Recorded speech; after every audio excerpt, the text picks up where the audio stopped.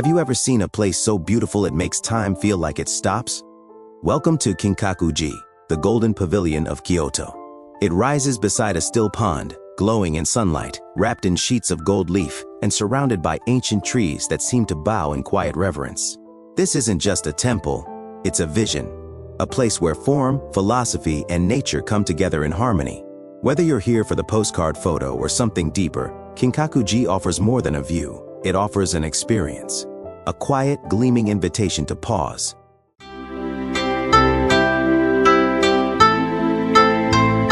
History, power, beauty, and the fire that changed everything. The story begins in the late 14th century.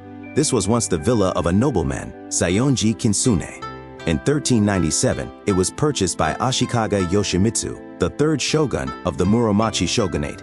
He transformed the property into a luxurious retreat, a place not just of leisure, but of political and cultural power. Yoshimitsu was a patron of the arts, diplomacy, and Zen Buddhism.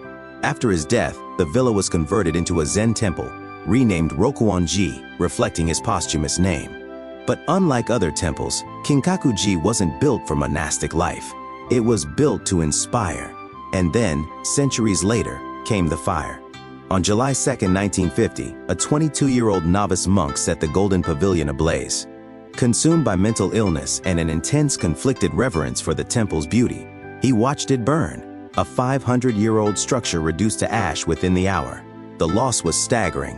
Kinkaku-ji had withstood centuries of war, weather, and time, but not the turmoil of one soul. The event shocked a post-war Japan still reeling from trauma and prompted national reflection on fragility, perfection, and the cost of devotion. Author Yukio Mishima captured this tension in his novel The Temple of the Golden Pavilion, portraying the fire as both destruction and a twisted search for transcendence. The idea that something so beautiful could only be understood by undoing it. But from the ashes, Kinkaku-ji returned. In 1955, the temple was rebuilt with painstaking care, using traditional methods and even more radiant gold leaf. The phoenix atop its roof wasn't just symbolic. It was a promise that even what is lost can rise again.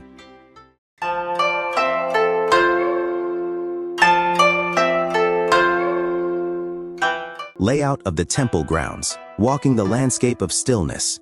Kinkaku-ji isn't meant to be rushed. The entire temple complex is a carefully choreographed experience, designed to unfold like a poem. You begin your journey on a quiet gravel path through pine trees. And then, suddenly, the trees part, and there it is. The Golden Pavilion, floating above a mirror-like pond, framed by soft hills, reflected so perfectly that for a moment, you may not be sure what's real. But there's more than gold to see here. The path leads you further, through moss-covered gardens, across bridges, past ancient stone lanterns, and beside sacred ponds. The deeper you go, the quieter it gets, and the more the temple reveals. Key areas to explore: gold, water, silence. The Golden Pavilion. You've seen it in photos, but nothing prepares you for the real thing. 3 stories tall, each level of the pavilion reflects a different layer of Japanese history and spiritual thought. The first floor, the Chamber of Dharma Waters, is designed in Shinden-zukuri style, like an aristocrat's palace. Wooden pillars, white walls, and a gentle openness to the surrounding garden. The second floor, the Tower of Sound Waves, is built in samurai style, a little more enclosed, quiet, and reflective. And the third floor, the Cupola Ultimate Wisdom, is pure Zen architecture, covered entirely in radiant gold, inside and out. At its peak sits a golden phoenix, wings outstretched, a symbol of rebirth and transcendence. Each level is a step in a spiritual journey, from the earthly to the divine. The gold you see isn't just for beauty, it's meaning, meticulously crafted. Each sheet of gold leaf was hand-applied by Kyoto artisans, using skills passed down for generations. And the structure?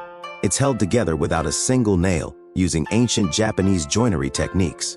The temple doesn't just stand, it breathes, expanding and contracting with the seasons, alive in its very bones.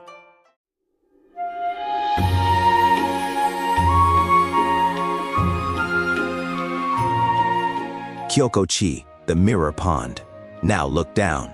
This is Kyoto-ji, the mirror pond, and it's more than a backdrop. It's the pavilion's counterpart. The pond holds its reflection like a breath held still. making the temple appear to hover, as if caught between reality and a dream.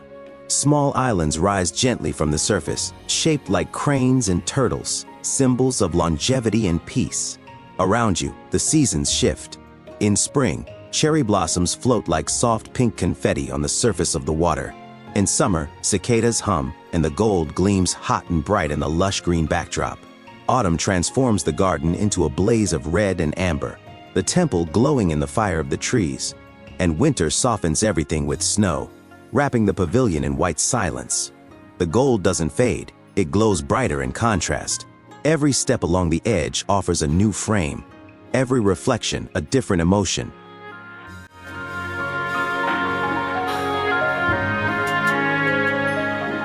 The garden path whispers beneath the pines. Just beyond the pond, the temple path becomes more intimate. Stone paving, dappled light, the hush of your own footsteps. Here you'll find Anmintaku Pond, said to never dry up, and nearby Fudo Hall, home to a fierce protector deity from Buddhist lore. This small, weathered building offers a space to reflect, not just on beauty, but on strength, resilience, and inner calm. Look for the wish stone, a shallow bowl on a pedestal. Try to toss a coin into it while making a wish. If it lands and stays, your wish may come true. It's a simple gesture, part play, part prayer, and deeply satisfying. These small rituals, coins on stones, wooden prayer plaques, incense offerings, are the quiet heartbeat of Kinkaku-ji. Not everyone sees them, but they're always there, echoing the spirit of those who walk this path before you. As you move through the garden, remember this is more than landscaping. It's philosophy in motion. This is the Zen concept of karisensui, or dry landscape design, where rocks suggest mountains, gravel becomes water, and space becomes silence. You're not meant to interpret everything. You're meant to feel, to slow, to notice.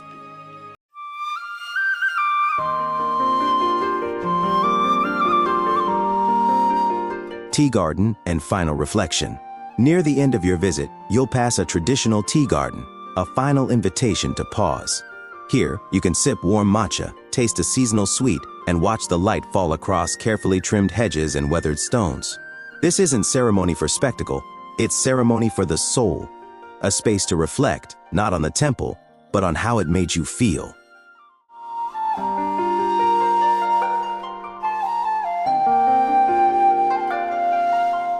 Design and symbolism, stillness in every stone.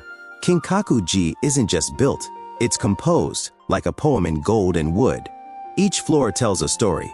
The open first level reflects aristocratic grace, the enclosed second, samurai strength, and the radiant third, covered entirely in gold leaf, represents spiritual transcendence. Together, they form a quiet ascent, from earth to mind to sky. The gold isn't merely decorative. In Zen Buddhism, it symbolizes purity and impermanence, glowing not to dazzle, but to reflect the light of each moment. At sunrise, it's soft. At noon, sharp. At dusk, almost dreamlike. The pavilion is built using traditional joinery, without nails.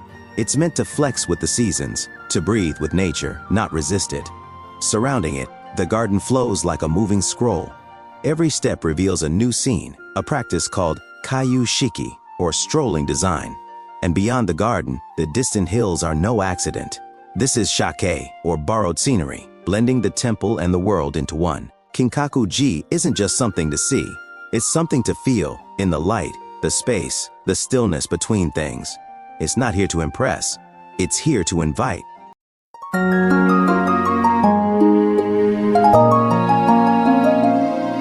Let the temple stay with you. As you near the exit, slow down for just a moment longer. Take one last glance over the pond. Watch the way the light bounces between the gold and the water. Listen for the breeze in the trees, the sound of someone's quiet footsteps behind you. If you stand still, you'll see others do the same. A father lifting his child to see the reflection, a painter sketching under a pine, a traveler simply watching the light shift on the water. Kinkaku-ji isn't just something you visit. It's something you share, with the past, with each other, and with a part of yourself you might not have noticed before. This temple stays with you, not as a photo, but as a feeling, calm, golden, and quiet. Thank you for joining this journey through Kinkaku-ji. May its light walk with you, not just as a memory, but as a way of seeing, a way of being, a little more golden, a little more still.